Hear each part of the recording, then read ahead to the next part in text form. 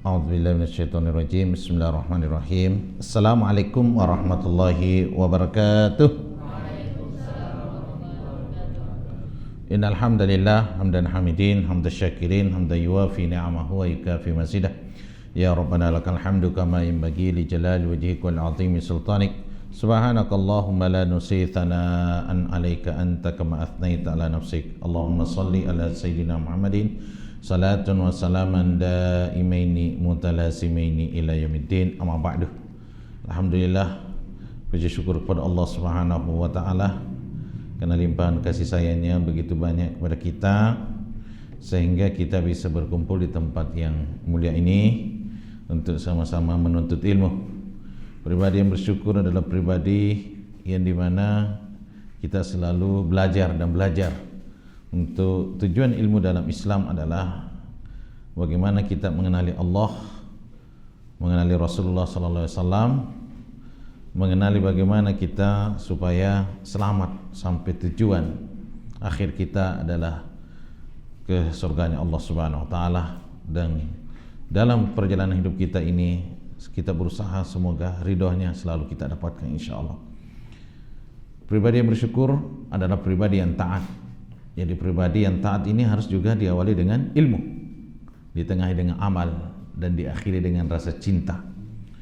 Maka saudara-saudaraku, adik-adik atau anak-anak yang kami muliakan, alhamdulillah kita pada pagi hari ini yang sebelumnya dulu pernah ke sana ya, dekat Hotel Al-Fat gitu ya, itu dekat Kosera.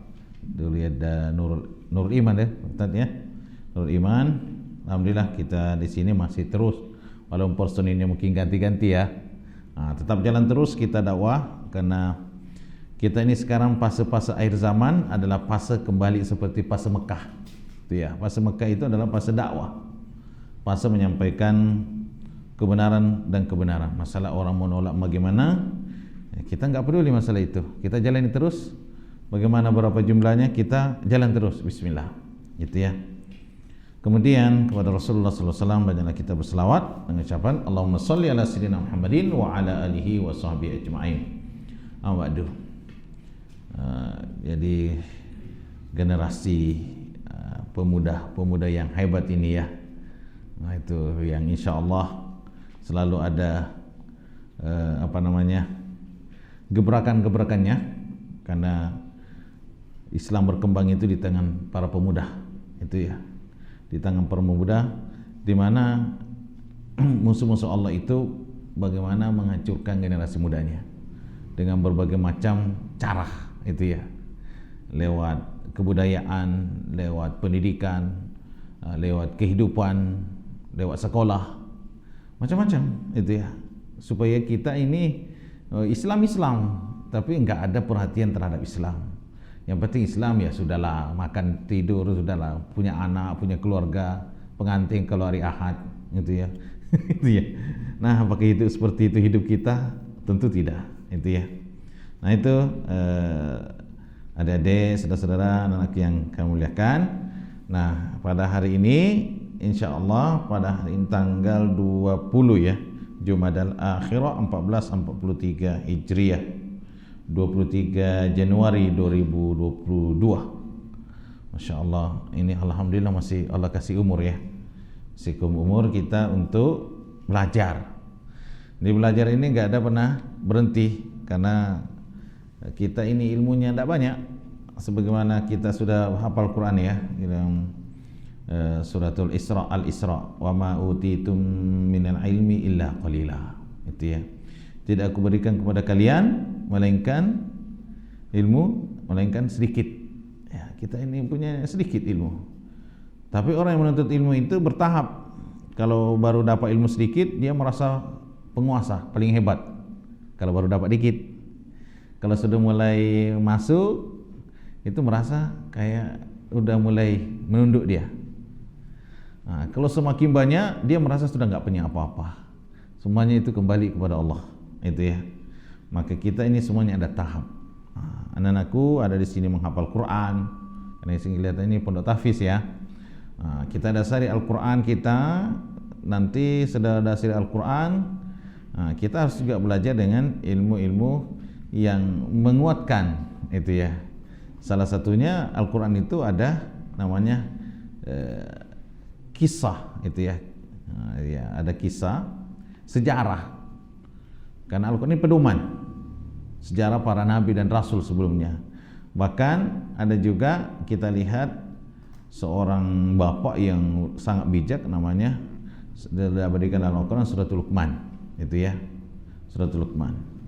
Wallahu a'lam bishawab. Anda beranggapan mengatakan itu nabi, tapi ada juga yang bukan rasul ya, tapi sangat bijak sekali dalam menanamkan keluarganya tentang tauhid, tentang akidah, tentang bagaimana menghormati kedua orang tua, terutama ibu itu ya. Dan kita ujungnya meninggal. Di bumi mana kita mati tidak ada yang tahu. Ada yang tahu matinya di mana? Siapa tahu sudah tahu, berarti hebat itu. Itu ya.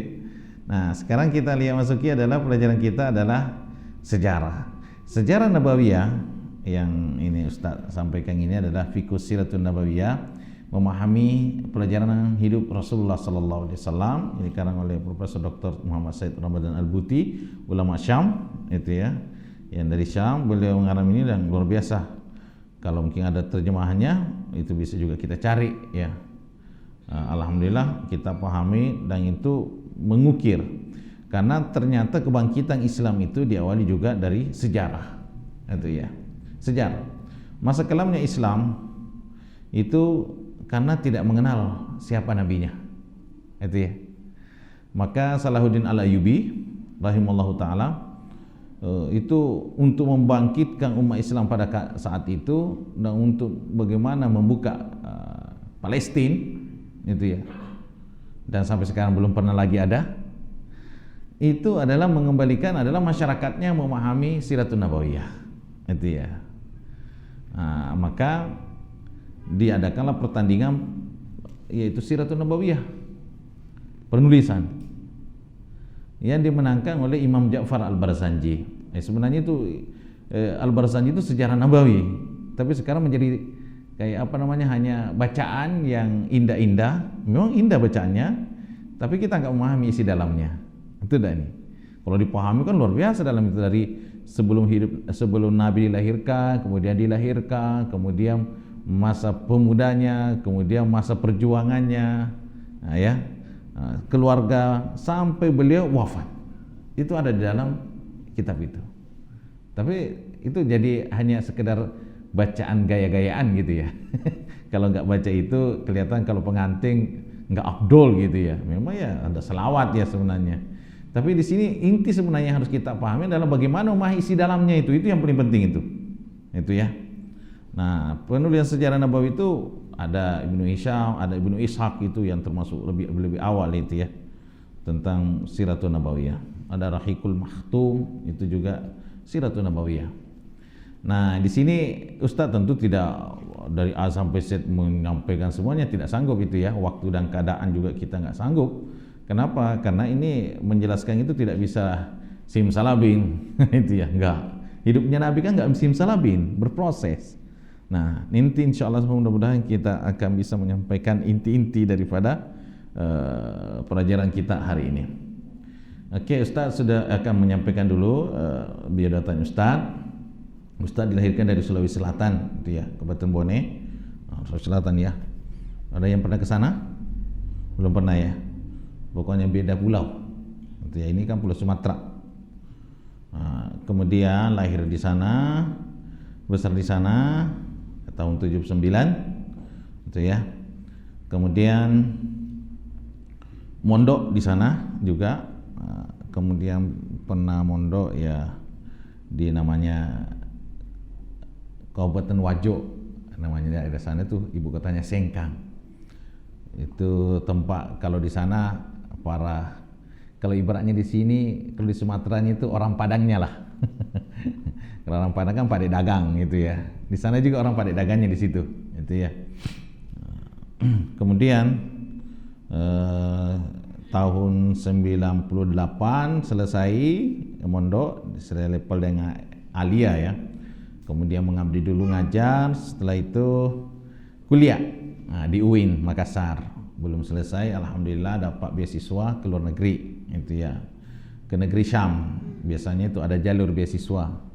Jadi kalau ananda nanti ini yang para penghafal Quran ini ya, calon-calon hafiz Quran itu atau sudah hafiz Quran, ada peluang ke sana, ima ke Mesir kah, atau ke negeri Syam kah, atau ke Madinah kah, atau ke Mekah kah, itu peluang, gunakanlah peluang waktunya itu. Kita kan nggak tahu ananda di sini bagaimana hidupnya, ada yang tahu? Nggak ada. Itu ya. Kita jalan hidup, Bismillah. Kita harus punya semangat, karena kita akan jadi apa nanti, wallahu alam. Tapi tujuannya adalah bagaimana lillahi kalimatillah, meninggikan kalimat Allah, itu ya. Apapun caranya kita, Bismillah. Dan kita harus mengenalkan, itu ya. Itulah hidup. Kemudian sudah itu, alhamdulillah selesai 2007, itu ya. 2005 sebenarnya selesai, 2005-2006 selesai. Itu ya, ngambil jurusan Fakultas Dakwah, jurusan Bahasa Arab dan ilmu-ilmu keislaman, itu ya. Alhamdulillah di sana kan pengantarnya bahasa Arab Galuh ya. Kalau kita ke negeri mana kita belajar ya, daerah setempat itu yang menjadi bahasa pokoknya ya yang kita pakai. Pelajaran apapun, mau bahasa, ibaratnya kalau bahasa Indonesia dia jadi bahasa Arab gitu ya. Di sana nggak ada bahasa Indonesia, kecuali orang Indonesia yang berbahasa Indonesia, gitu ya. Kita belajar apapun namanya bahasa Arab semuanya pengantarnya. Jadi ilmu dasar memang adalah bahasa Arab. Nah, itu. Jadi Anda contohnya yang hafiz Quran, yang hafal Quran itu perlu belajar bahasa Arab, itu ya. Karena inti semua bahasa itu kembali kepada bahasa Arab. Itu. Kemudian alhamdulillah pernah ngajar di UIM STS Jambi, dulunya IAIN, itu ya. 2013 keluar. Bukan karena dikeluarin ya, keluar dewe itu ya, Bismillah, itu ya. Kemudian ya kalau namanya ya sekarang ya dakwah ya kemana-mana, alhamdulillah menyampaikan sebisa mungkin, itu ya, sebisa mungkin insya Allah, semampu tenaga, karena kadang-kadang tenaga kurang sanggup, itu ya. Belum ada apa-apanya kita dengan baginda Nabi, itu ya. Kemudian hari ini ya termasuk kegiatan Ustadz ya, termasuk ada ngajar anak-anak seperti Ananda ini, hafal Quran anak-anak ya, tapi tidak menerima murid banyak. Nah, yang intinya jalan amal terus. Kemudian dakwah, kalau usaha ada yang menjalankan, Ustadz juga ada usahanya ya, bagian herbal ya di depan Trona Express, itu ya. Karena kita melihat Nabi SAW juga termasuk pengusaha, itu ya. Maka kita apakah terserah mau usaha gimana, yang penting kita jauhi yang mana perkara riba, perkara yang menjerumuskan kita yang haram, itu ya, jual beli yang tidak benar, itu. Nah, itu kan ada semua aturan-aturannya, itu ya. Kullu ya'malu ala syakilati. Kalau kita melihat dalam surah Al-Isra ya, semua orang berbuat dengan profesinya masing-masing. Kita ini kan ada profesinya. Anda nanti saya nggak tahu apa mau jadi apa gitu nanti, itu ya. Kita mau jadi apa, tapi kita harus, ya Allah semoga aku diberikan sesuatu jalan terbaik untuk kami, untuk bisa bersama Allah, dan insya Allah kalau bersama Allah, Allah akan memberikan kebahagiaan dalam hidup ini, itu ya. Kebahagiaan itu dalam ketaatan sebenarnya. Kalau kita sholat, kita ngaji, bahagia kan? Saking bahagianya ngantuk kan? Itu ya. Biasanya kalau ngaji Al-Quran ngantuk kan itu, apalagi subuh. Luar biasa itu, ustaznya nengok terus, Allah, mudah sekali itu ya. Tapi kalau dunia gampang sekali, kalau yang sudah megang HP. Tapi kalau Ananda tidak boleh megang HP ya. Nah itu udah pernah tidak pernah ngantuk itu kalau megang HP itu tidak ini ya. Luar biasa. Tapi kalau megang Al-Quran cepat sekali tidurnya. Ini kayak obat tidur aja ini Al-Quran ini. Itu ya. Allahu Akbar. Oke. Kita lanjut lagi. Di sini kita masuk pelajaran kita. Nah, yang dimana kajian yang akan kita sampaikan adalah pembentukan masyarakat. Nah, itu ya. Pilar pembentukan masyarakat dan peradaban Islam. Kita lihat dulu isi-isi di dalam itu. Pembentukan masyarakat. Berarti di sini Rasulullah SAW diutus di muka bumi ini adalah, kalau kita sering dengar adalah innama bu'istu li utami makarimal akhlak, dalam riwayat Imam Malik Muwatta'nya. Kalau di Sahih Bukhari itu yang lain, bukan li utami tapi li salihil akhlak, untuk memperbaiki akhlak. Nah, Nabi kita lihat dulu hidupnya. Kan ini Ustaz berusaha menyampaikan dengan ringan ya. Karena kalau terlalu berat saya terjemahkan langsung gini, rasanya dengarin itu kayak rasanya nggak nyambung itu. Jadi Nabi SAW beliau dilahirkan di mana, di kota Mekah ini adalah sudah akhlak masyarakat di situ sudah amburadul lah. Namanya jahiliyah itu ya. Bukan namanya orang itu jahiliyah tidak pintar ya, pintar juga. Jahiliyah itu jauh daripada hidayah, jauh daripada Allah. Tapi ya namanya kan di situ keturunan para nabi itu ya, dari Nabi Ismail alaihissalam, yang dimana Nabiullah Ibrahim alaihissalam kan sebelumnya berhijrah ke situ. Nabi Ibrahim kan riwayatnya dari Irak itu ya. Kemudian ada juga ke Mesir dari itu Sayyidatu Siti Hajar gitu ya. Temu kalau Siti Sarah kan dari Palestina itu. Nah ini naik pesawat ya. Dulu ya naik onta atau naik kuda atau jalan kaki ya, kan beberapa kemungkinan itu ya. Nah ini sini pergi ke lembah yang tidak bertuan itu ya, tandus. Jadi Mekah itu termasuk daerah yang kalau kita lihat nggak ada minat gitu ya. Ya mau ngapain di situ? Dibuang-buang gitu.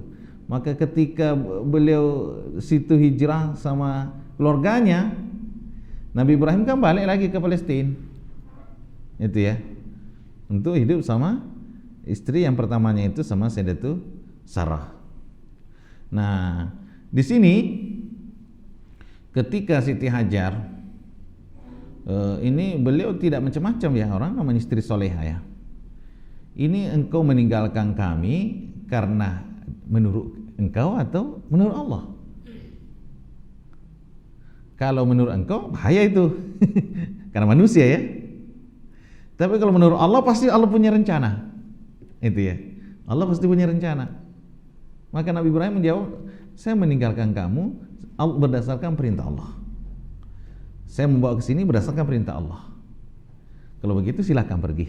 Itu ya, karena ketika dipegang anunya itu ya, tali ontanya itu kan itu, engkau meninggalkan kami dalam keadaan berdua, itu bagaimana, bayangkan gitu ya, ninggalin gitu, nggak ada penghuninya itu ya, daerah padang tandus gitu. Ini meninggalkan kami karena menurutmu atau menurut Allah? Nah, aku pergi dan meninggalkan kamu karena Allah. Akhirnya apa yang terjadi? Kalau begitu aku percaya. Karena kalau Nabi yang ngomong kan nggak bohong itu ya, bukan ngibulin gitu ya. Nah, akhirnya karena berdasarkan Allah, tentu Allah punya rencana. Tapi Nabi Ibrahim sebelum meninggalkan, beliau kan Rabbi ja'al hadza baladan amina warzuq ahlahu minas tsamarati man amana minhum billahi wal yaumil akhir. Ada kan ayatnya itu dalam surah Al-Baqarah juz pertama kan? Nah itu. Ya Allah, jadikanlah negeri ini negeri yang aman. Betul tak ini? Dan ternyata aman. Warzuq ahlahu, berikanlah rezeki penduduknya. Walaupun kelihatannya tandus, tapi Allah kan memberikan jalan. Jadi di sini apapun namanya daerah, kalau bersama Allah, Allah kasih cara nanti. Itu ya.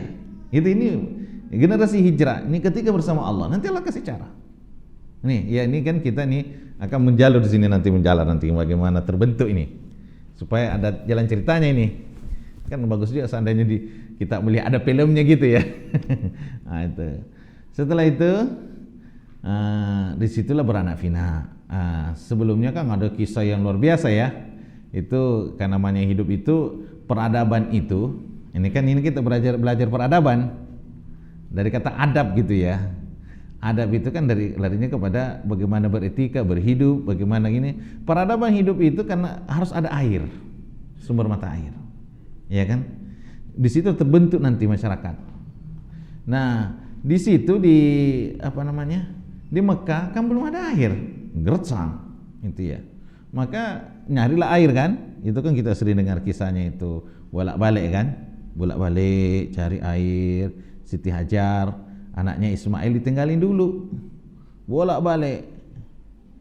Ternyata airnya keluar juga di dekatnya Nabi Ismail, dekat kakinya itu keluar. Makanya Zam-Zam itu artinya timbul.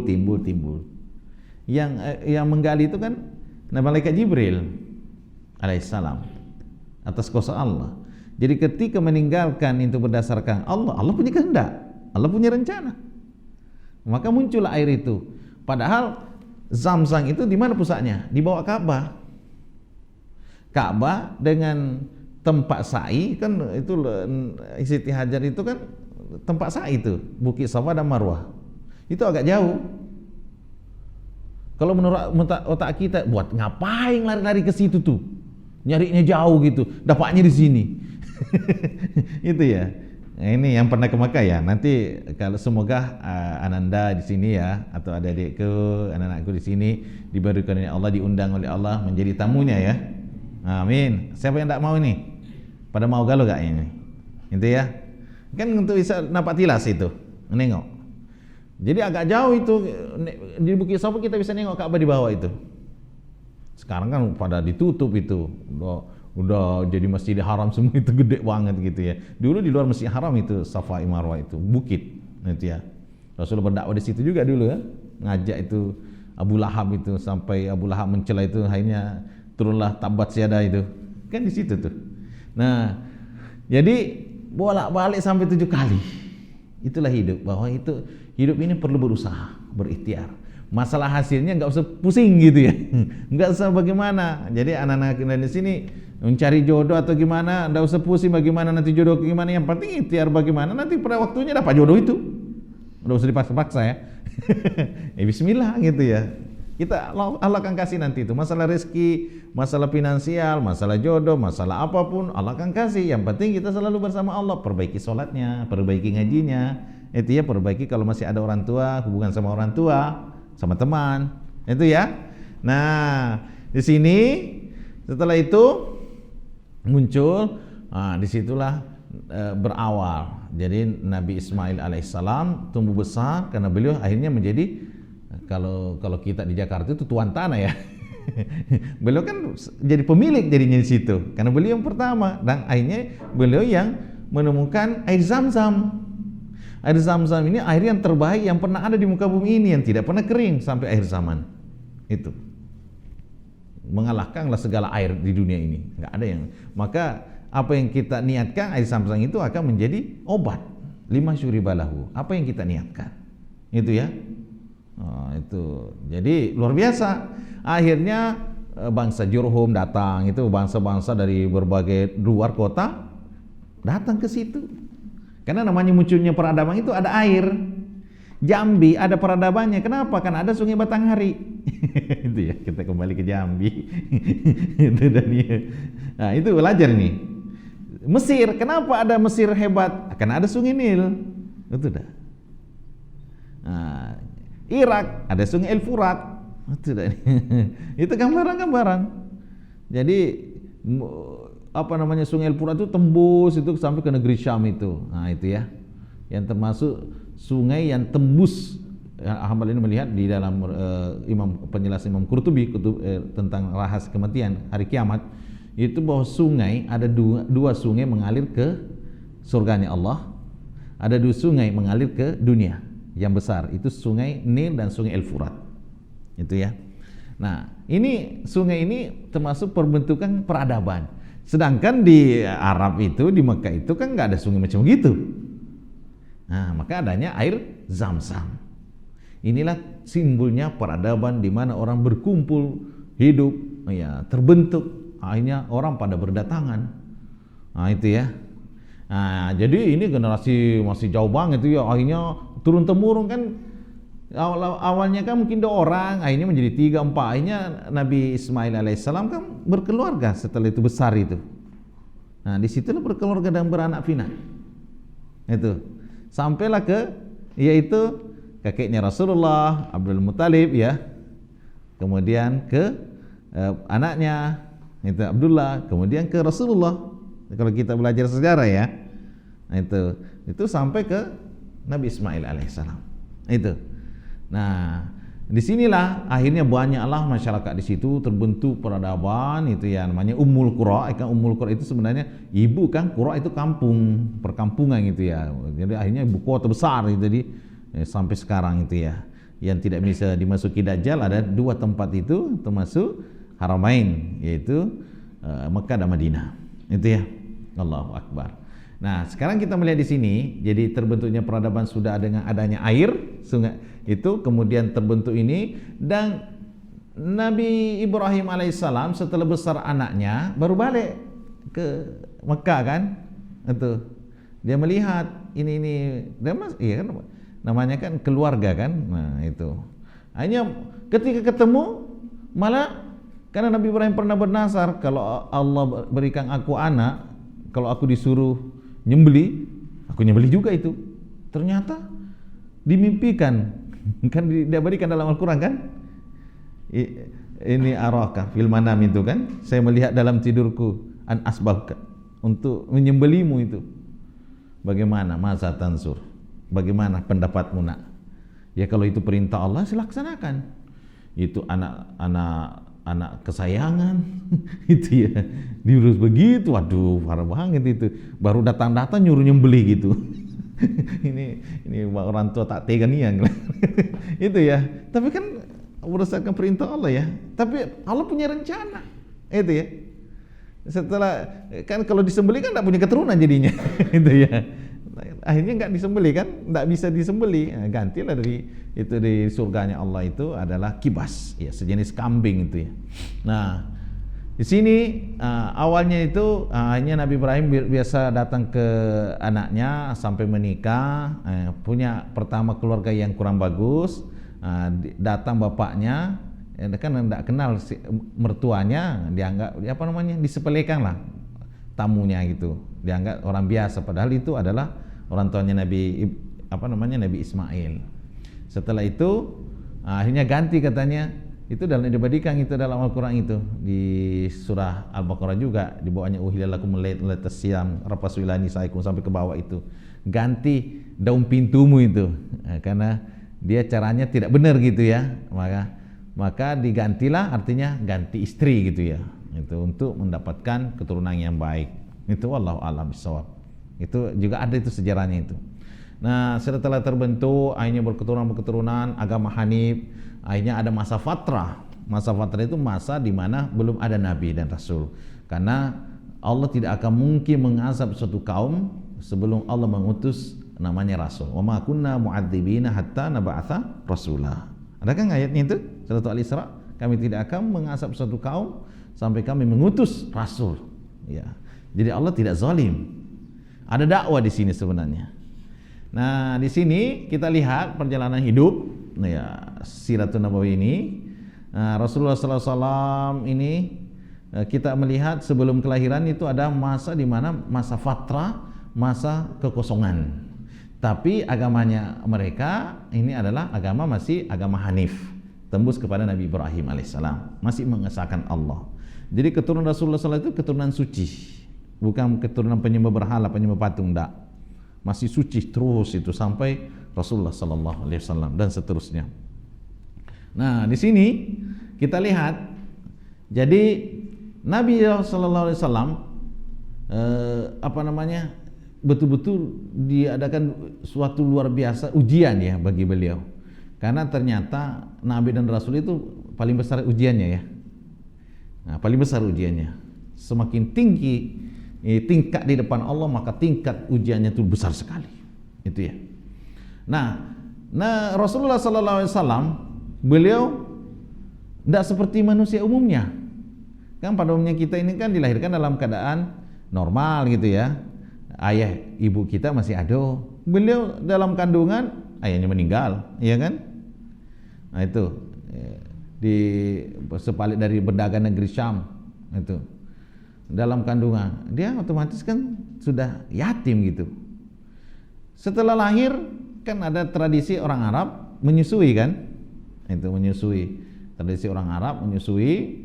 Jadi di mana orang-orang kampung itu, orang kampungan itu ya datang ke kota untuk mengambil siapa yang bisa mengupah otomatis yang ini kan otomatis kan punya anak juga itu. Tidak mungkin lah dia gadis bisa menyusui, tidak mungkin itu.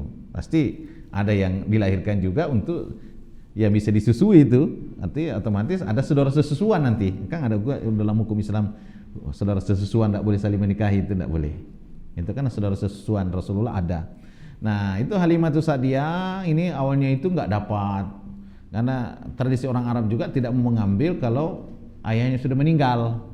Ini bikin celaka gitu. Kan ada juga tradisi namanya tradisi jahiliyah kok itu ya. Nah jadi akhirnya daripada balik nggak diambil, Nabi ya ambil aja lah. Ternyata diambil, apa yang terjadi? Perubahan luar biasa kehidupannya Halimatus Sa'diyah yang awalnya miskin menjadi makmur. Karena Rasulullah itu membawa keberkahan. Di mana ada Rasulullah, di situ ada kebaikan dan keberkahan. Nah, jadi daerahnya Halimatus Sa'diyah itu jauh dari Mekah. Artinya ini Rasulullah untuk terbentuk peradabannya, kehidupannya yang baik, maka dia harus jauh lingkungan jahiliyah. Itu ya. Ini gambaran nih, pelajaran berharga ini. Lingkungan jahiliyah. Maka mengasinglah ke tempat Halimatus Sa'diyah di kampung itu ya. Nah, di situ terbentuk kan namanya menyesuaikan 2 tahun. Itu enggak nih ya. Nah, di masa Rasulullah kan bagiannya itu sebelah kanan. Saudaranya Rasulullah sebelah kiri. Dan Rasulullah SAW suatu ketika pernah mau dialihkan ke sini, ganti-ganti. Rasulullah nggak mau. Artinya beliau tahu diri bahwa itu hak saya di sini. Itu namanya irhas ya. Sedangkan itu yang sebelahnya saudara saya.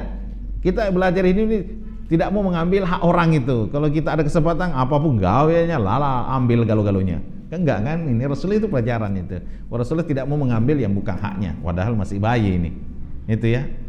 Nah, kehidupannya Halimatus Sa'diyah ini awalnya itu miskin, kurus-kurus ternaknya, kebun-kebunnya itu tempat pertanian kan bertani juga, itu kering. Tapi ketika Nabi datang, itu jadi hijau. Kambing-kambingnya pada gemuk-gemuk. Itu ya, sampai banyak susunya. Susu kambing. Karena susu terbaik yang pernah ada di muka bumi ini termasuk kan yang nomor 1 kan susu ibu ya, ASI. Itu yang nomor 1 ya. Yang kedua susu kambing. Jadi enggak ada apa-apanya susu sapi itu. Jadi kalau mau sehat sunnah Nabi itu susu kambing. Dia lebih halus, lebih adem. Jadi kalau ada yang suka galau, itu anti galau itu. Jadi susu kambing itu, minum susu kambing itu galau itu. Susah tidur minum susu kambing. Itu. Kenapa Ustaz tahu? Ya Ustaz belajar di situ. Nah, itu ya. Maka susu kambing itu susu terbaik termasuk itu daripada susu yang lain gitu ya. Ini ada aja bagus itu ya. Tapi itu kan kita belajar ya. Sunnah Nabi kan? Nah itu.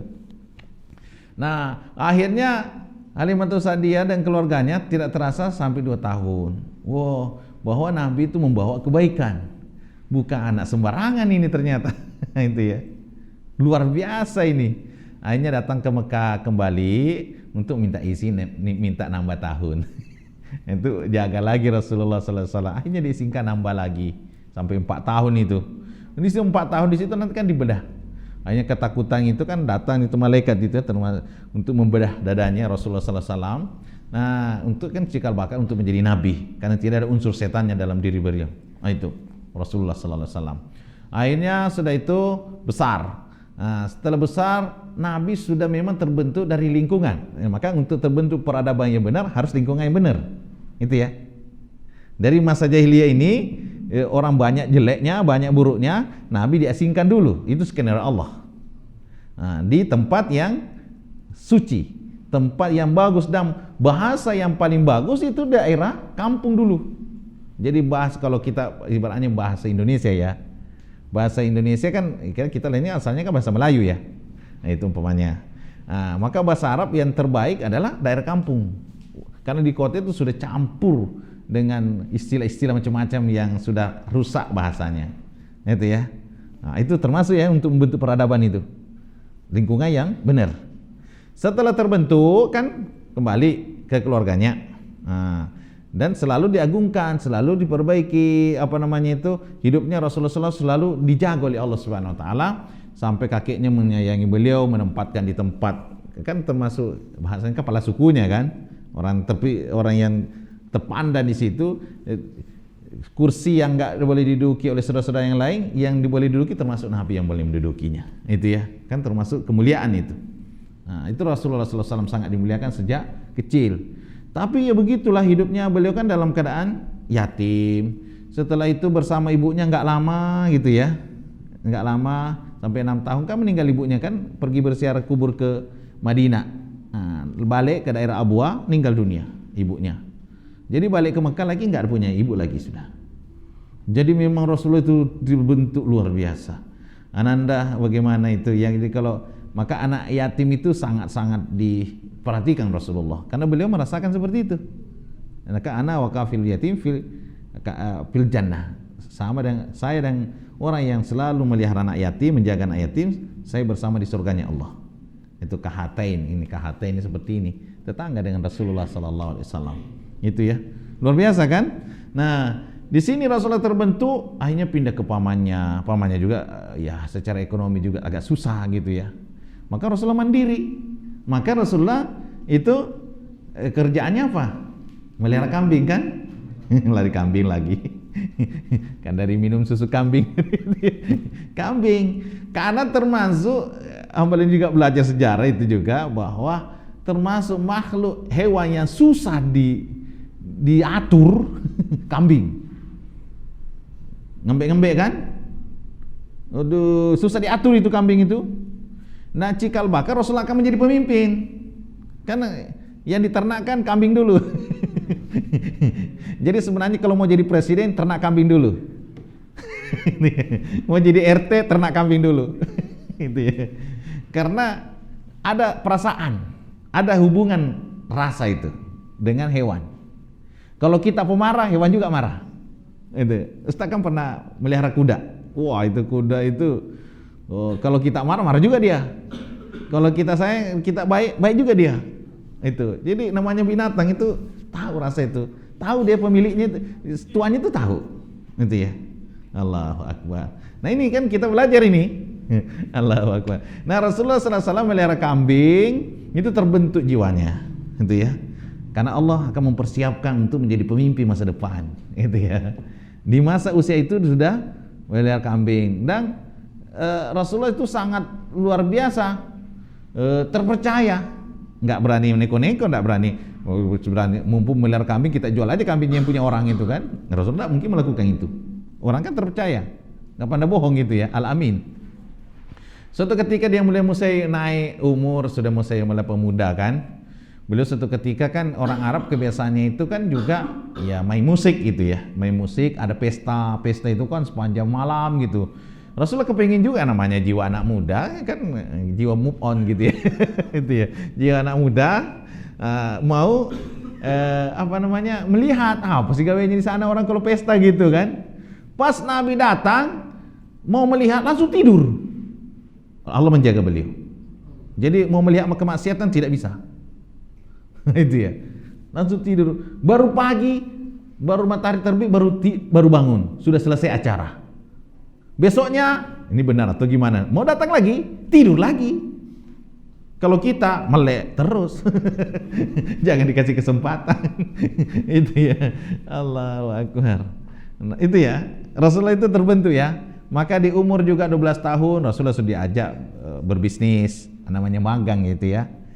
Diajak mandiri. Nah, ini kan anak muda ini ya. Ini kan terbentuk peradaban nanti ini nih. Nah, diajak mandiri. Nah, di umur 12 tahun sudah mulai belajar magang bisnis itu ya. Orang dipercayakan ada barang-barang kan. Itu bagus, itu bukunya Syafi Antoni ya. Itu ada bukunya tentang manajemen bisnis Rasulullah.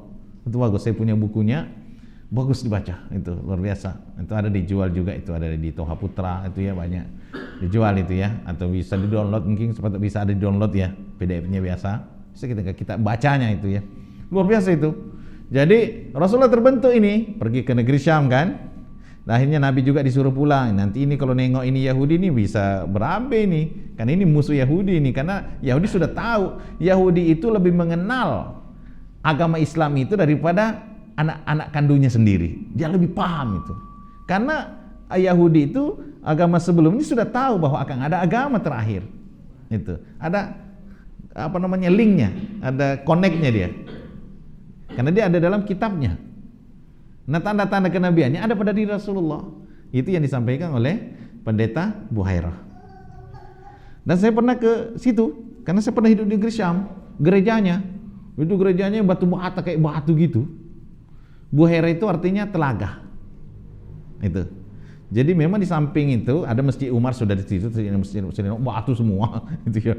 Memang tanahnya orang zaman dulu. Hebat juga. Saya kira kita ini orang dulu itu kayak kuno-kuno gitu ya. Enggak juga, canggih. Bisa kok bangun gedung-gedung. Ini tiang-tiang ini enggak ada apa-apanya nih tiang ini. Kalau ini kan sekarang kan pakai tiang kan pakai alat kan. Saya dulu bagaimana caranya bangunnya orang itu dulu itu?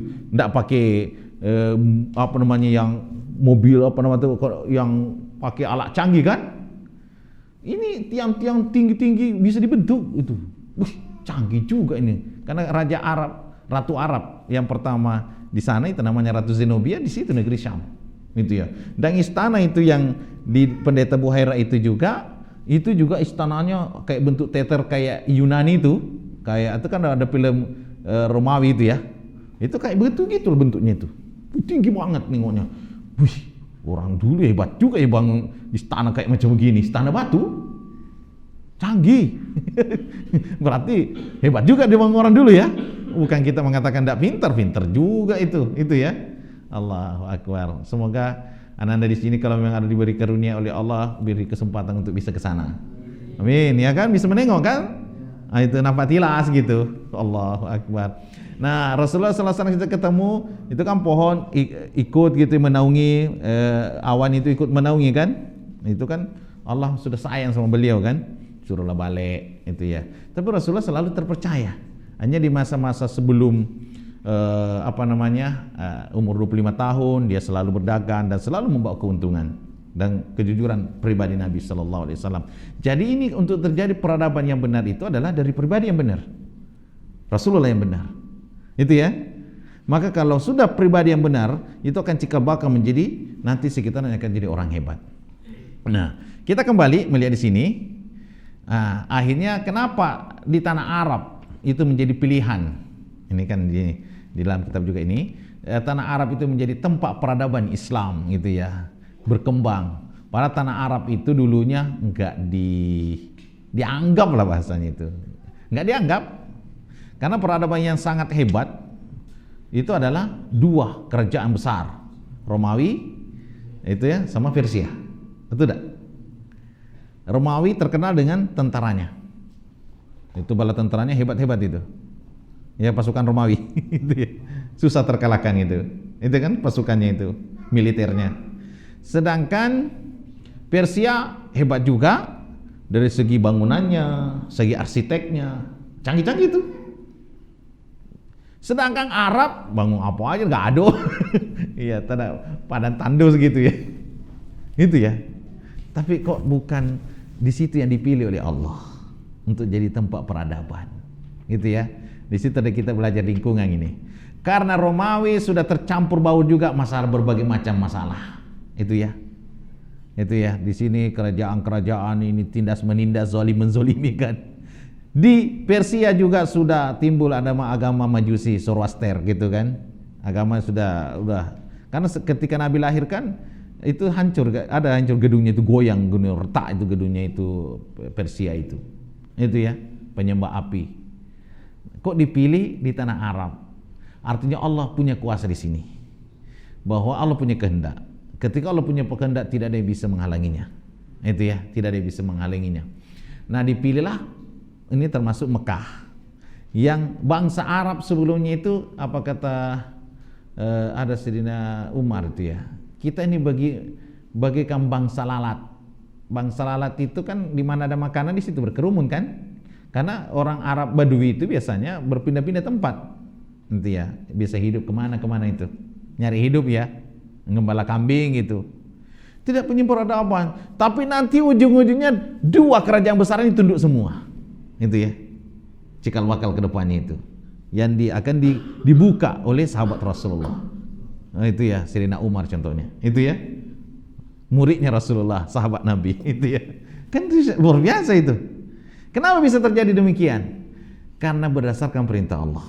Ini berdasarkan perintah Allah yang dimana tempatnya ini adalah yang tidak diakui, maka sampai Sayyidina Umar berkata, kita ini orang tidak dianggap, tapi ketika Allah punya kehendak, Allah menurunkan wahyunya yaitu Al-Quranul Karim, Anda bersama Al-Quran, itu Allah akan angkat derajat kita itu, karena Al-Quran itu kemuliaan, itu ya. Siapa yang bersama dengan kemuliaan, maka dia akan menjadi ikut mulia, itu ya.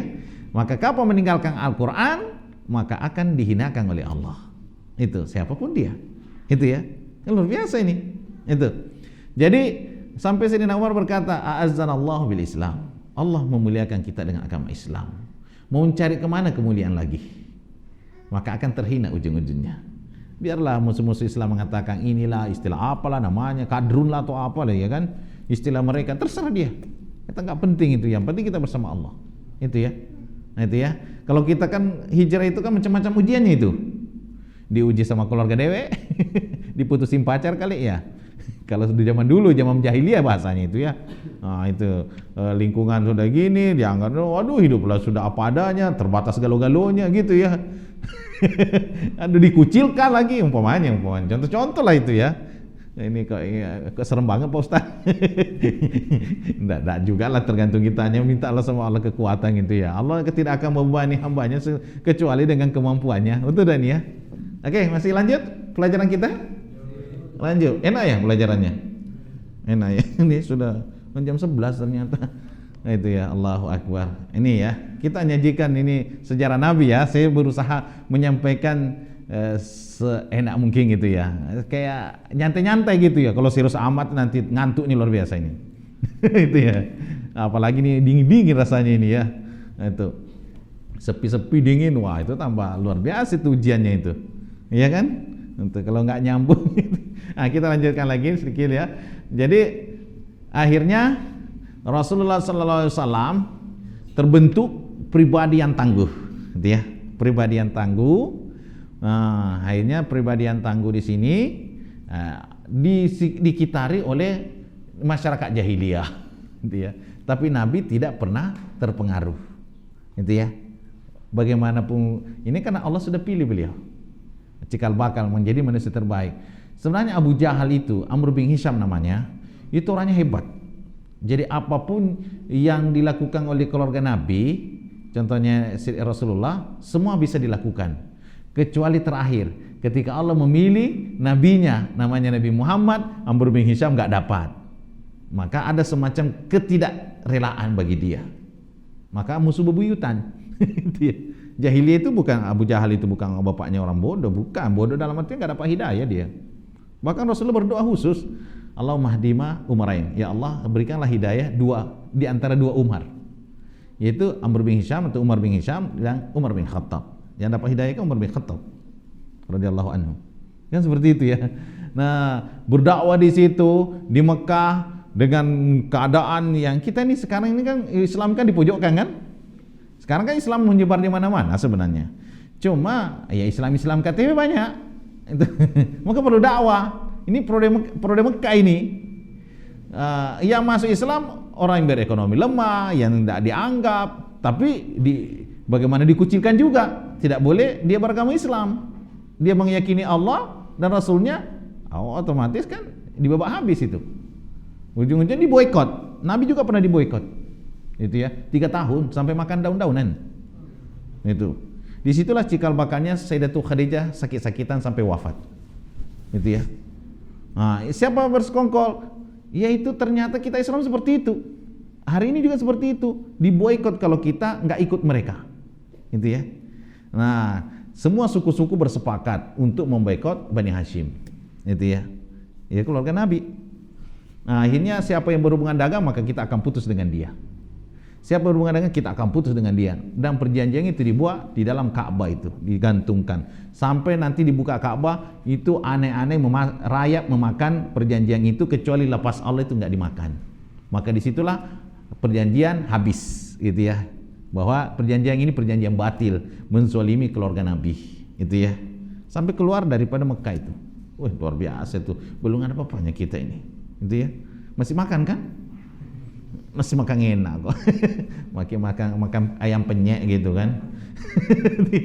Masih kita alhamdulillah banyak bersyukur gitu ya. enggak separah Nabi gitu ya. Dibuat ikut habis-habisan. Enggak bisa ada yang bisa dimakan gitu. Ada duit enggak bisa dipakai. Itu ya. Kan luar biasa itu.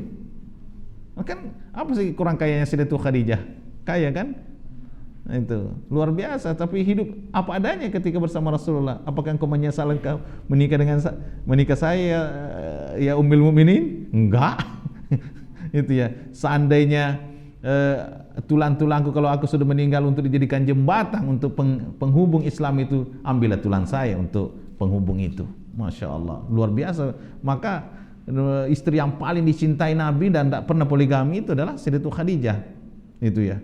Dan sampai wafat pun dicemburuin sama Sayyidatul Aisyah yang Humairah kan, yang tua itu ya Rasulullah. Nggak ada penggantinya. Nggak ada penggantinya. Di saat aku dizolimi, ditindas, dia yang membela saya. Di saat aku tak punya apa-apa, dia yang tegak paling depan. Di saat aku tidak punya keturunan, dialah yang memberikan keturunan di antara istri-istriku. Kan istri yang lain kan hanya Maria Kibtiyah kan yang punya itu, Ibrahim namanya. Tapi wafat kan dalam keadaan masih kecil.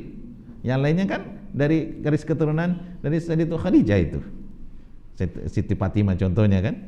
Itu. Oh kan luar biasa sejarahnya ini. Allahu Akbar. Nah, ini Rasulullah SAW dengan kokoh dibela dengan kaum kecil, ya masuklah sedikit-sedikit satu orang gitu ya. Tapi Islam, makanya kalau mengatakan itu bahwa pemimpin di Mekah dulu itu pemimpinnya orang kafir, ya betul itu. Ibaratnya itu presidennya bahasanya itu. Ya wajar karena Islam belum berkuasa kan? Dakwah itu. Kita berdakwah menyampaikan kebenaran dan itu yang disampaikan adalah dasar pondasi. Ketika menyampaikan pondasi itu kan tidak nampak tiang-tiangnya. Betul tak nih? Pondasi kan harus kokoh.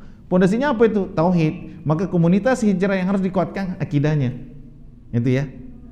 Jangan sampai goyah. Itu ya. Karena Allah uji dulu itu. Sampai berapa ton gitu masuk di situ masih tahan enggak dia? Itu ya. Ah itu. Ujian itu masih tahan enggak itu? Nah, itu diuji. Jadi Islam ketika dakwah 3 tahun itu kan 3 tahun juga berdakwah secara sembunyi-sembunyi Nabi itu. Istilahnya followernya enggak banyak. Itu ya kan tak yakin kita akan bicara follower. Artinya pengikutnya Nabi kan enggak banyak karena masih sembunyi-sembunyi itu kan Darul Arqam gitu ya. Berdakwah kita nyampe kecil-kecilan dulu. Kita kan ketika masa itu kan sekarang kita bisa seperti itu, berdakwah pelan-pelan satu komunitas kan. Ketika sudah ini akhirnya yang masuk kan orang-orang yang biasa, diintai juga itu. Diinterogasi juga apalagi budak-budak itu seperti Bilal bin Rabah.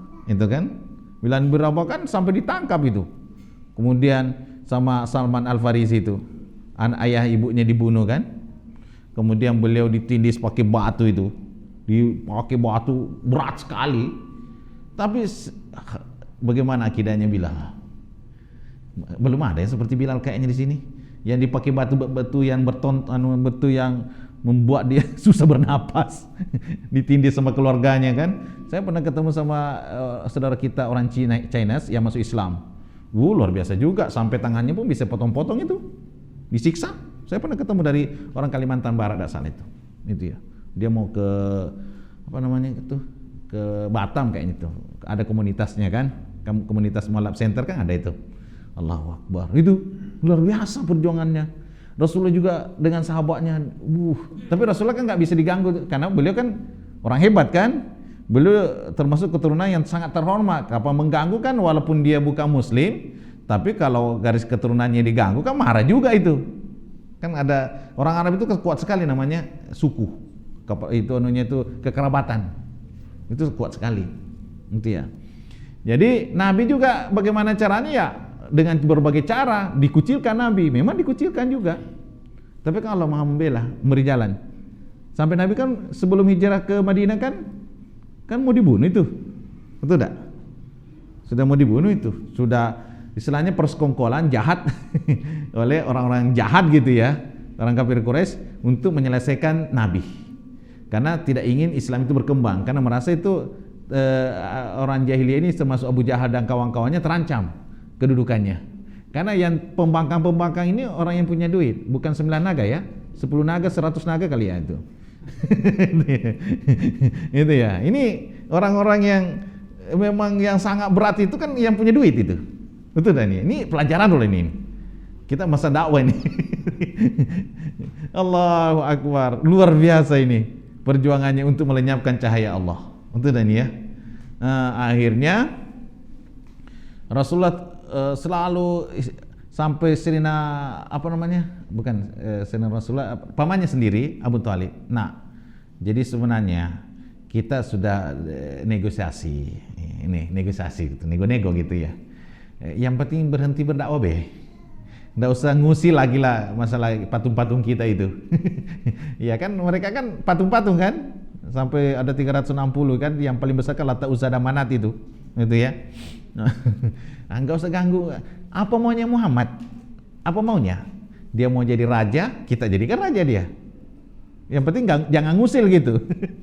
Mau menikah wanita yang paling cantik, kita siap mencarikan dari Saban sampai Merauke lah kalau di Indonesia. Itu disiapkan gitu. Kalau mau dia menjadi paling kaya, kita kumpulin harta, kita kasih harta kita semuanya, kita ini dialah yang paling kaya.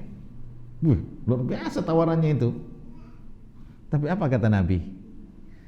Wahai pamanku, seandainya aku diletakkan di tanganku itu matahari, di tangan kananku, bulan di tangan kiriku, dan tanganku terbakar, tidak akan aku berhenti berdakwah Islam itu selama Allah bersama aku. Itu pegangan Rasulullah. Kalau begitu nah silahkanlah. Kalau begitu kan gak ada lagi yang bisa menghalang-halangi kan. Itu puncak amarahnya kafir Quraisy kan. Kan begitulah para ulama kita sekarang itu. Kalau nggak mempan dikasih sekian, dikasih ini, nggak mempan ini kasih ini. Kalau nggak mau diajak kerjasama bantai. Betul nggak nih? Nah itulah Rasulullah, pelajaran ini nih. Masa dakwah. Ini adik-adik harus paham betul ini keadaan ini. Tapi ketika bersama Allah tidak akan kita hilang. Karena pengecut juga mati, pemberani juga mati. Kalau belum waktu ajalnya tidak mati juga itu. Betul tak nih? Ada corona, ada corona, tidak ada corona. Kalau belum waktunya mati tidak mati itu. Betul tak nih ya? Itu ya.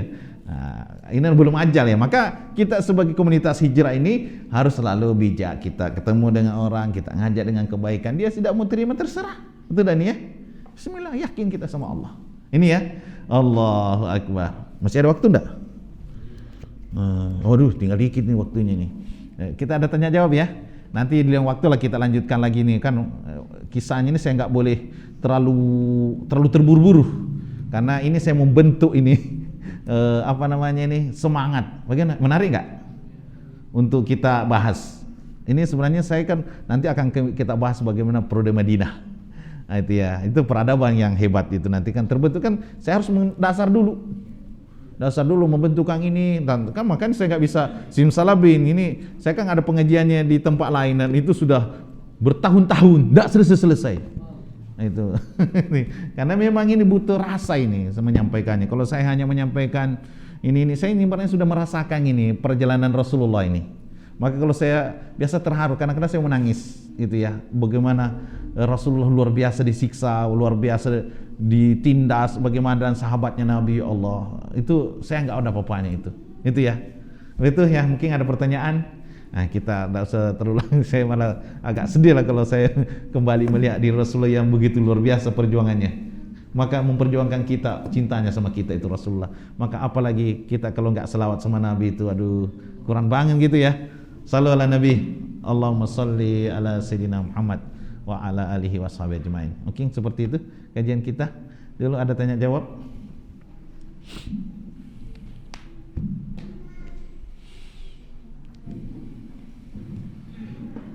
Alhamdulillah, mungkin langsung masuk saja ke kita jawab.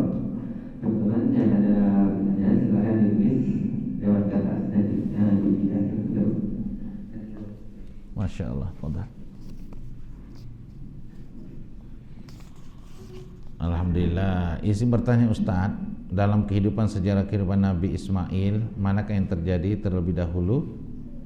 Turunnya perintah Nabi Ismail atau Nabi Ismail menikah? Karena saat SD dulu di sekolah disebut bahwa Nabi Ismail disembelih saat Nabi Ismail masih kecil. Ya tentu kalau kita melihat rentetan hidup, ya mudah-mudah ditebak ya bahwa masa penyembelihan dulu baru menikah. Ya kan menikah itu kan masa sudah balik, sudah besar. Nggak mungkin masih kecil dia sudah menikah. Jadi kalau rentetan sejarahnya adalah penyembelihan dulu, nanti sudah besar kan terbentuk nih bangsa Jurhum itu ya. Nah disitulah pertemuan, nanti akhirnya di masa usia menikah, Nabi Ismail menikah. Jadi otomatis ini kalau pertanyaannya adalah yang dahulu adalah masa penyembelihan dulu.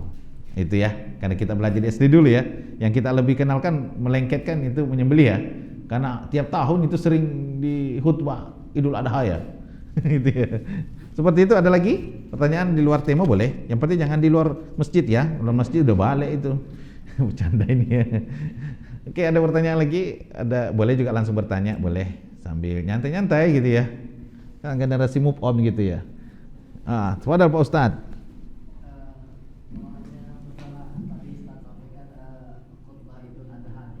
Ya.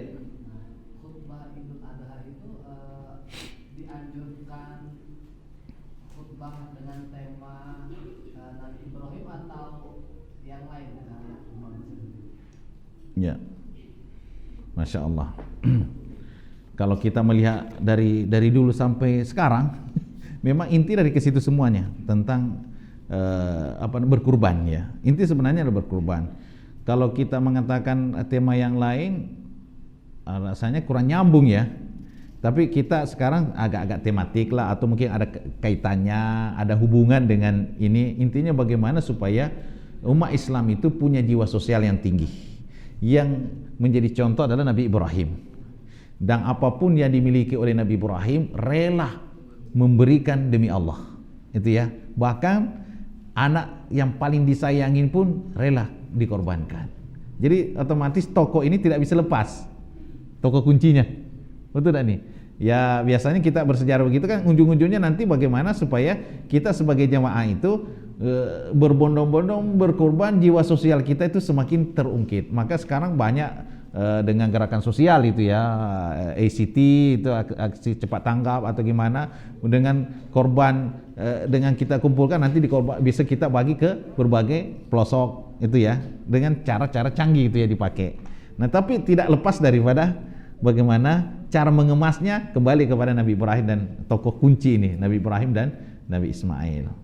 Maka Rasulullah juga pernah berkata, saya adalah termasuk dua ayah yang menjadi hampir disembelih keduanya. Yaitu ayah pertamanya atau kakeknya adalah Nabi Ismail. Kan mau disembelih. Bapaknya juga hampir disembelih juga itu, Abdullah.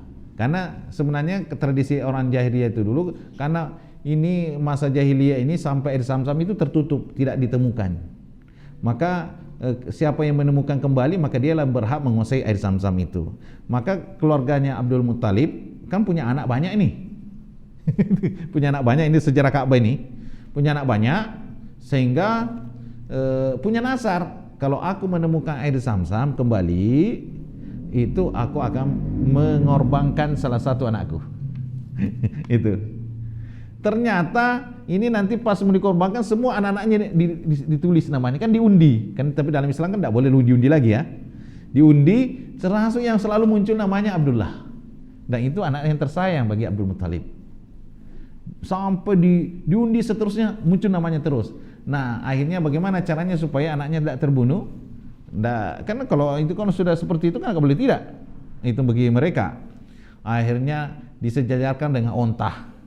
1 onta tidak mempan, 2 onta, 3 onta, 7 onta, 50 onta, sampai 100 onta, baru onta itu yang naik namanya, baru namanya Abdullah tidak muncul.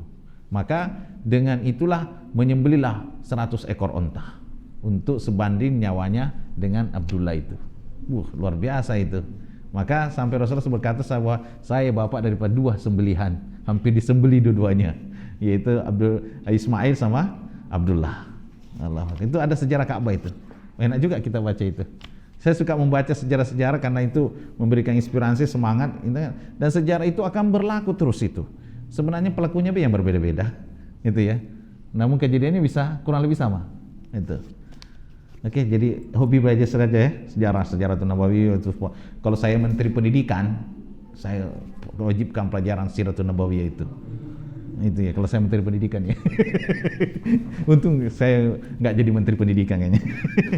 Itu kenapa? Karena untuk mengenal Islam lari di situ dulu. Itulah. Alhamdulillah masih ada Al-Quran gitu ya. Oke, seperti itu Pak Ustadz. Ada lagi? Oke, tafadhal ini. Abang kita nih.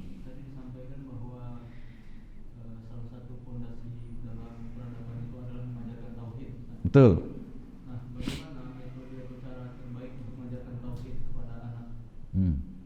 Masya Allah. Sudah punya keluarga? Sudah punya anak? Sudah. Anak. Wah, dahsyat ini. Karena ini sudah mulai merasakan ini. Nah itu ya. Ini abang kita ini ya. Masya Allah. Tentu kalau kita di zaman now ya. Karena kita hidup di zaman now, bukan zaman dulu. Pondasi kalau kita melihat Rasulullah Sallallahu Alaihi Wasallam memang selalu disentuh dengan bagaimana pola-pola kembali kepada tafakur ya, tafakur, dan kita sebagai keluarga Islam, keluarga Muslim ya, kita contohkan itu adalah dengan selalu sholat, kan anak kita melihat itu. Jadi jadi orang tuanya itu apa yang dilakukan oleh ayahnya atau ibunya biasanya itu dicontohin. Betul dah nih. Merokok contohnya. Kalau bapaknya suka merokok, anaknya nanti juga itu puntung rokoknya diisap-isap itu. Itu kan contoh yang tidak baik itu. Bapaknya suka ngopi, nanti dia lihat gigi itu bibirnya anaknya itu hitam juga itu. Artinya suka mencontoh itu di umur-umur yang kayak ini anak kita ini nih, anaknya abang kita ini. Betul dah ya? Suka mencontoh kan itu. Nah, disinilah kita dengan keluarga muslimah, usratul muslimah kita bentuk. Nah, nanti kan ini, maka Imam Ali pernah berkata, didilah anakmu di 0 tahun sampai 7 tahun seperti raja. Bagaimana seperti raja? Kalau raja itu harus diperhatikan bagaimana kita bertingkah laku di depannya. Betul tak? Gerakan kita harus teratur, nggak boleh sembarangan. Kita ngasih makan harus juga cara yang benar. Betul tak nih? Kita kan banyak orang tua menganggap remeh semua ini. Kemudian ngasih makan, akhlak kita juga harus perbaiki sama dia, karena dia sudah perekam. Karena menurut ilmu psikologi itu bahwa daya rekam anak itu 100% di umur itu. 100%. Dia nggak bisa ngomong, tapi dia bisa ngerekam. Maka anak itu bisa menghafal Quran. Pokoknya putar terus murattal di kamarnya. Murattal kan bisa diputar itu. Maka dia akan merekam sampai alam bawah sadarnya itu. Maka nanti di umur setelah dia bisa bicara, seakan-akan langsung terekam itu, dia bisa ngulang aja itu hafalannya itu. Itu sudah dibuktikan. Di negeri Syam itu banyak anak-anak yang kayak macam kita kecil, anak SD masih kecil dia hafal Quran sudah. Ternyata rahasianya itu juga sudah itu selalu diputar murattal terus. Itu ya. Jadi bisa juz pertama, hari ini juz keberapa itu diputar itu sampai terus yang didengar. Jadi sampai ketika dia sudah mulai bicara, kayak itu apa di sini sudah tersimpan. Tinggal murajaah lah dia bahasanya itu. Kalau kita zaman dulu kan nyanyian kan, goyang nak. Ada joget nak. Astagfirullah, itu musibah itu kan. Ini kan orang tua yang zaman dulu kita kan, astagfirullah, zaman bahala ini. Nah itu cara-cara mendidik dulu ya, karena anak-anak begitu kan tidak mungkin kita Allah seperti ini, kan tidak mungkin itu. Tidak paham dia. Jadi tingkah laku gerakan kita di umur berapa dia, tidak ya? Nah, ketika sudah umur 7 tahun kan sudah mulai nanti kan pandai bicara. Kita contohnya sudah dia bisa bicara, kita kan tentu selalu mengajak ke tempat kebaikan. Itu tidak nih ya? Ke masjid kah, sering pengajian. Maka anak-anak itu nggak boleh dimarahi kalau di masjid itu tidak boleh. Kita arahkan aja. Karena ada sejarah itu bahwa kalau Islam berkembang itu, Islam masih jaya di mana anak-anak itu masih ceria bermain di masjid. Itu ya. Masa Turki Utsmani kan macam gitu juga itu. Tapi kalau sudah nggak ada anak-anak, sudah lari tidak mau lagi anak-anak, itu tandanya bahwa itu sudah masa kelamnya Islam itu. Itu ya. Karena siapa yang nanti, jangan sampai nanti dia trauma dengan masjid. Aku kalau datang ke masjid marahi terus. Betul dan Enggak, bukan dimarahi, diarahkan gitu. Nah, ini. Kan generasi hebat gitu ya. Nah, itu. Nah, setelah dia bisa bicara, kita bisa kenalkan nanti. Nah, keindahan-keindahan ini ada penciptanya. Itu ya. Ada mencipta Allah yang Maha Esa. Adalah nanti akan ini orang. Nah, biasa kan makan enak. Makan enak. Di surga nanti itu jauh lebih enak makanan. Berarti dia mau makan enak terus dia. Berarti aku mau masuk surga. Nah, kalau mau masuk surga nanti harus mengaji Al-Quran gitu ya. Itu kak ngantar. Jadi kita antarkan dia nyantai-nyantai enak, dia menjadi pecinta Al-Quran. Itu ya. Sampai dia hobi Al-Quran. Kemudian, nah kalau begini sayang sama orang tua gitu ya. Dia tambah sayang sama kita kan? Nah itu, dia hormati sama orang tua, maka akan diberikan sama Allah. Jadi ada tahapnya terus ya. Jadi anak itu 0 bulan, 0 tahun sampai 7 tahun jadikanlah anak seperti itu raja. Tapi 7 tahun sampai 14 tahun jadikanlah anak itu seperti terpenjara. Penjara suci di pesantren, di pondok. Anak-anak ini di pondok tak nih? Ya, berpisah kan sama bapaknya emaknya kan? Itu. Kenapa? Karena masa ini adalah masa main-main. Masa yang susah dikendalikan sampai itu masa puber. Itu tak nih? Luar biasa itu. Kalau enggak hati-hati, anak itu bisa jadi kacau balau itu hidupnya. Itu ya. Apalagi pergaulan sekarang luar biasa. Hati-hati nah itu ya, narkoba dan sebagainya. Anak-anak waduh ngeri-ngeri banget nengoknya itu di luar itu. Itu ya di kampung-kampung itu ya Allah ngeri-ngeri nengoknya itu. Betul tak Pak Ustadz ya? Nah ini harus dibentuk. Maka jadikanlah anak seperti orang di penjara. Penjaranya di mana? Bukan di jeruji besi ya. Penjara suci. Mana penjara sucinya? Pesantren, pondok tahfiz. Itu ya. Pada lingkungan yang benar itu. Biarlah kita mewek-mewek lah sekarang ini ya. Udah ketemu orang tua. Sebenarnya mewek itu bapaknya, emaknya itu. Kalau kalian biasa itu perasaannya itu kalau anak itu. Itu dah nih ya, kan tahu sejarah lah kita ini. Itu ya. Allahu Akbar. Nah, itu ya. Jadi memang dan tidak boleh megang HP. Rusak ini HP. Kalau kapan ada sekolah yang mewajibkan ada HP, enggak usah masuk sekolah itu, rusak sekolah itu. Apapun namanya. Ustaz nanti pendidikan nanti tidak nyambung. Tidak nyambung. Manual tidak apa-apa, lebih baik manual. Kan ada kita, nanti saya bisa hafal Quran kalau saya megang HP. Nggak hafal Quran itu, game lah yang main itu. Betul tak nih? Ada dusta di antara kita itu. Itu ya. Maka kalau saya prinsipnya tidak boleh megang HP.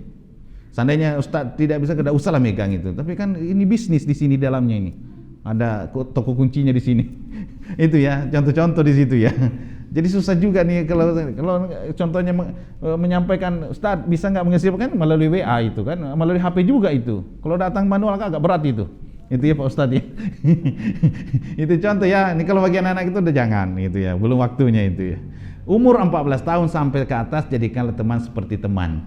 Jadikanlah anak seperti teman. Jangan dicekukin terus itu, tunjuk sana sini. Dia harus mandiri. Dia harus merdeka. Dia harus ini. Tapi kita kawal sebagai orang tua. Dia harus jadi orang hebat. Wah ini hebat ini. Maka kita serahkan tugas. Kan nanti suatu saat kita kan wafat, meninggal. Betul tak? Anak kita sudah jadi. Betul tak nih? Daripada dicekokin terus, tidak bisa mandiri, mau susah melangkahnya, karena dimarahin terus. Iya kan? Itu salah itu pendidikan itu. Maka kita kan harus belajar ini.